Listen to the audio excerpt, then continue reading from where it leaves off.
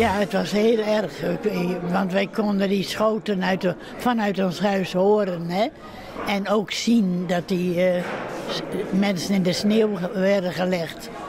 Dus dat was wel heftig.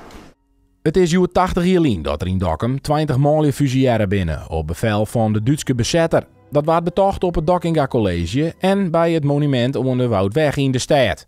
Ek decennia later bloot het wichtig dat leerlingen hierbij belutsen worden. Ze zeggen wel eens de jeugd heeft de toekomst en zo is het natuurlijk ook. En je ziet ook dat de jeugd ook interesse heeft. En zoals als ik zie hoe die school het hier doet met die jonge mensen. En dat ze ook nog een plekje daarin krijgen, weet je wel. Op het moment dat ze dan een verhaal mogen vertellen of dat ze gezamenlijk iets doen. Ja, dat vind ik geweldig. En dat denk ik, dat moet je koesteren. Mevrouw Oudsema doet iets 15 jaar oud, zegt het fusilleren met haar eigen. En zij had een duidelijke boodschap voor de jongerij van Joetedij. Nou, dat ze blij mogen zijn dat ze in vrede hier kunnen leven in Dokkum.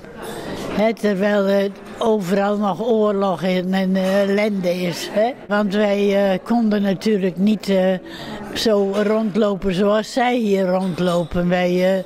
Je moest altijd om je heen kijken of er ook onraad was. Dus er was een hele andere tijd dan nu. De bedenking vindt al hier een plak op het Dockinga College en dat is ek voor de squallen tierenweerdevol. Wij hebben het monument hier aan de Woudweg hebben wij destijds adopteerd. Om ik aan te Jan dat wij het heel belangrijk vinden om het van generatie op generatie uit te dragen. Maar het is goed dat ze ik weten van een stuk historie laat jaren. En de historie bepaalt het heden en ik de toekomst. Eigenlijk is dat het unieke. Dat we al 80 jaar vrijheid en veiligheid hebben in dit land. Natuurlijk de bezetting maar we nooit vergeten en wat er gebeurd is. Maar het feit wat er na kwam is ik zeker iets om waardevol te vinden.